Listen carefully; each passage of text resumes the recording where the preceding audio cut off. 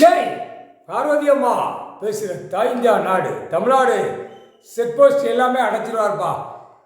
அதான் அந்த டைம் போடுவார் ஆதார கார்டில். அங்கங்கே போய் ஆணும் பெண்ணும் கூவ மாதிரி குத்த வச்சுக்கணும்.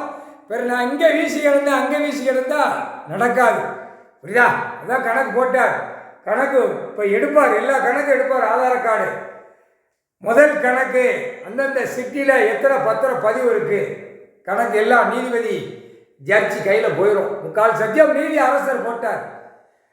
பத்திரப்பதிவு பத்திரம் வென்று பத்திரம் பதிச்சு கொடுக்கான். ஒரு மாவட்டத்தில் 2 பதிவு 3 பதிவு வச்சுருப்பான்.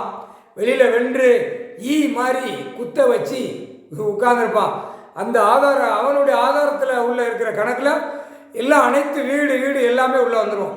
வீடு எல்லா இடங்கள் நிலம் எல்லாம் வயக்காடு எல்லாம் மேற்கு தொடர்ச்சி எல்லா கணக்கிலும் உள்ளே வந்துடும். அப்போ கணக்கு உள்ள சரி பார்க்கையில் எல்லாம் 2ஆம் நம்பருக்கு உள்ள கூவ மாதிரி குத்த வச்சு ஓடிக்கொண்டே இருப்பான். அந்த ஆதார கார்டில் பிடிக்கையில் எல்லாரும் வாயில் லொலன்னு ஆணு பெண்ணும் ஒப்பிச்சு தான் ஆகணும். முப்படை ராணுவ நிற்கையில் இயந்திரம் லத்தி மிளகா பொடி வெள்ளைப்பூடு இதான் கணக்கு கையில் வச்சுருப்பாங்க. தண்டனைக்குள்ளே கையில் இருக்கும்.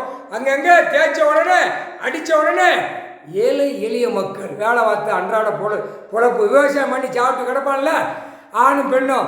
ஆஹா, கடவுள் கண்ணை திறந்துட்டார், அடி கொடுக்கார், தப்பு செஞ்சவனுக்கு தண்டனை கொடுக்கார், கடவுள் தான் கொடுக்க முடியும்னு கையெடுத்து கும்பிடுவான்.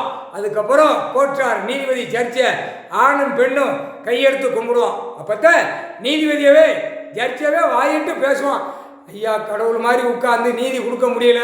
ஐயா நீதி அரசர் கடவுள் பூமியில் இறங்கி பரம சிவன் பார்வதி பூமியில் இறங்கினதும் தண்டனை கொடுக்கார்.